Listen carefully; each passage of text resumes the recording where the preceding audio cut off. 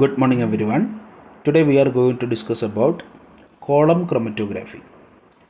So there are two different types of column chromatography. First one adsorption column chromatography and second one is partition column chromatography. So first discuss about adsorption column chromatography. പേര് പോലെ തന്നെ ഇതിൻ്റെ principle adsorption ആണ്. So adsorption ആവണമെന്നുണ്ടെങ്കിൽ stationary phase solid ആയിരിക്കണം. So principle based on selective adsorption of sample components on a adsorbent column. The stationary phase is the packed adsorbent column with silica gel, alumina or cellulose. So നമ്മൾ അഡ്സോർബൻ്റ് ആയിട്ട് select ചെയ്തപ്പോഴും silica gel, alumina, cellulose പോലെയുള്ള substance വെച്ചിട്ടാണ്. The mobile phase consists of solvent like acetone, benzene, etc. The differential migration of components along the column results in separation. Process.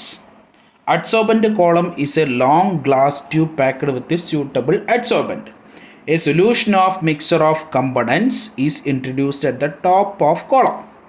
As it moves down the column, different components are adsorbed at different rates. ഇപ്പോൾ ഒന്നുമില്ല, ബ്യൂറോട്ട് പോലത്തെ ഒരു column ഉണ്ടായിരിക്കും, അതിൻ്റെ ഉള്ളിൽ നമ്മൾ suitable ആയിട്ടുള്ള അഡ്സോർബൻറ്റിനെ fill ചെയ്യാം, നല്ല സ്ട്രോങ് ആയിട്ട് ഫില്ല് ചെയ്യും.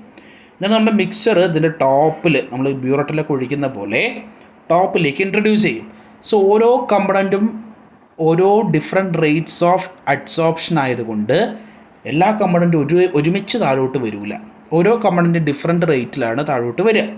Okay, so hence the components are separated. അപ്പോൾ ഈ താഴോട്ട് വരുന്നതിൻ്റെ റേറ്റ് ഡിഫറെൻ്റ് ആയതുകൊണ്ട് അതിലുള്ള ഓരോ കമ്പണൻസും സെപ്പറേറ്റ് ആവും.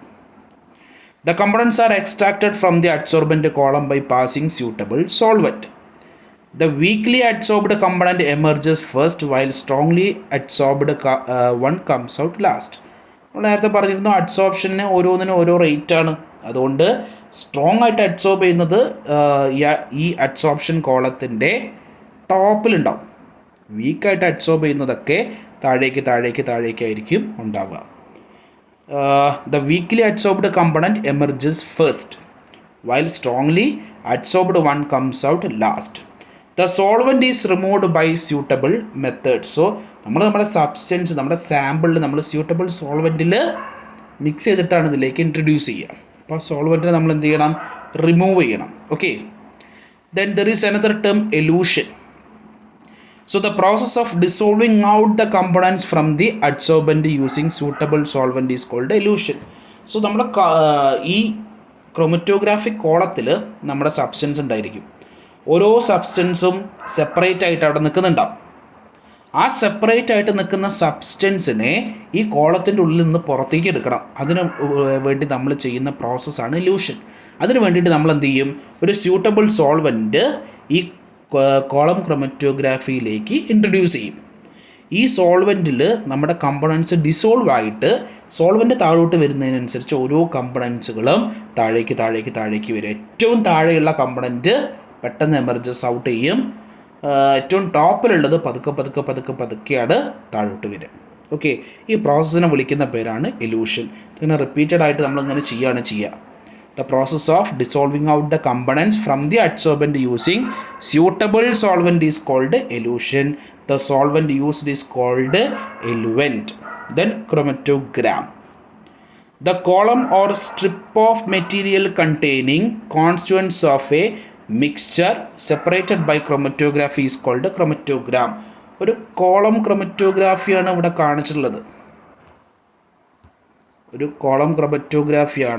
കാണിച്ചിട്ടുള്ളത്. ഇപ്പോൾ സ്റ്റേഷനറി ഫേസ് ബ്യൂറോട്ട് പോലത്തെ ഒരു ഡിവൈസ് ഉണ്ടാവും. ആ ഡിവൈസിൽ നമ്മൾ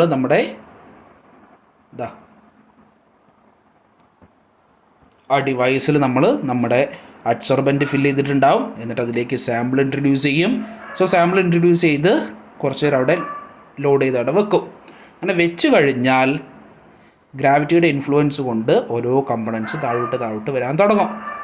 ഓക്കെ, അതാണ് നമ്മൾ ലോഡ് ചെയ്യുന്ന സാമ്പിളിന് പച്ച കളറായിരുന്നു. ദെൻ മൊബൈൽ ഫേസ് താഴോട്ട് വരുന്നതിനനുസരിച്ച് സാമ്പിൾസ് സെപ്പറേറ്റ് ചെയ്യാൻ തുടങ്ങി, ഡിഫറെൻറ്റ് കളേഴ്സ് ഉണ്ടാവാൻ തുടങ്ങി, which means different samples create ചെയ്തു. Okay,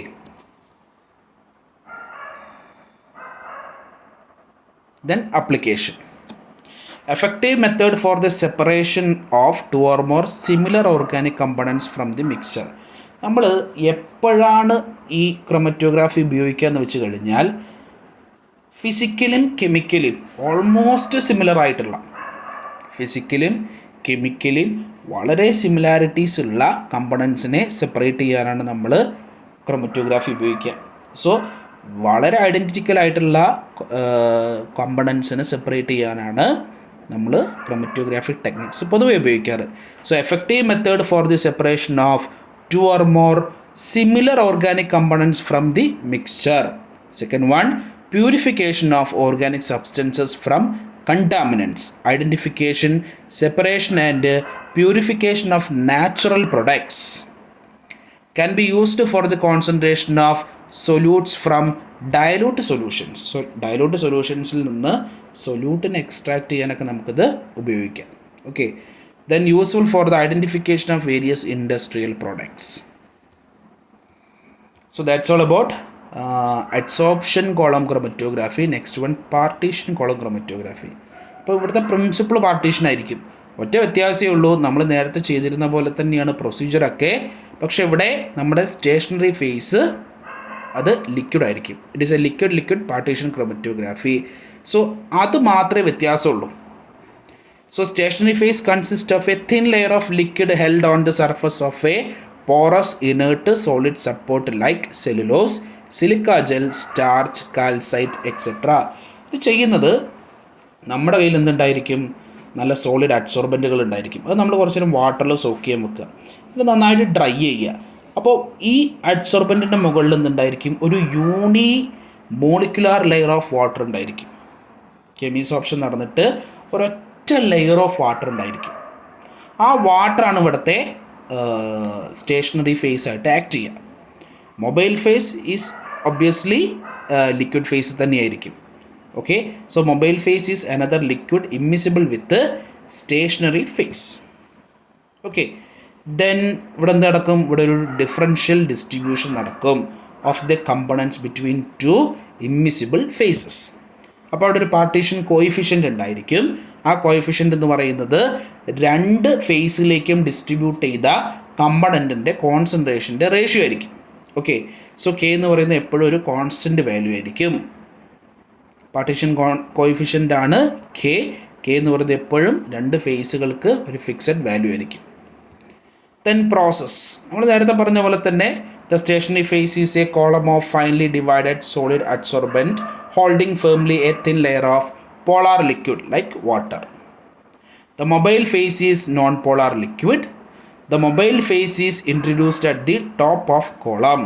Components which is having high partition coefficient phase move slowly and are held by stationary phase, and those having least partition coefficient moves to the mobile phase. The components is stationary phase are eluted using suitable solvent. So the components in stationary phase are eluted using suitable solvent. ഇവിടെ മെത്തേഡ്സിലൊന്നും ഒരു ചേഞ്ചും ഇല്ല. നമ്മളിവിടെ ചെയ്യുന്ന മെത്തേഡൊക്കെ same തന്നെയാണ്. Partition ആണെങ്കിലും നമ്മുടെ adsorption ആണെങ്കിലും, ക്രൊമറ്റോഗ്രാഫിയിൽ column ക്രൊമറ്റോഗ്രാഫിയിൽ partition chromatography ആണെങ്കിലും ശരി, കോളം ക്രൊമറ്റോഗ്രാഫി ആണെങ്കിലും ശരി, സ്റ്റേഷനറി ഫേസിൻ്റെയും മൊബൈൽ ഫേസിൻ്റെയും പ്രിപ്പറേഷനിൽ മാത്രമേ ഒരു ചേഞ്ചുള്ളൂ. ബാക്കിയൊക്കെ സെയിം തന്നെയാണ്. ഓക്കെ, ഇതിൻ്റെ application quantitative separation of mixer of organic or inorganic substances, purification of products, identification of organic and inorganic products of a mixture. Okay, then another one is retention time. This is very important, retention time. So ഈ retention time വെച്ചിട്ടാണ് നമ്മൾ identification നടത്തുക.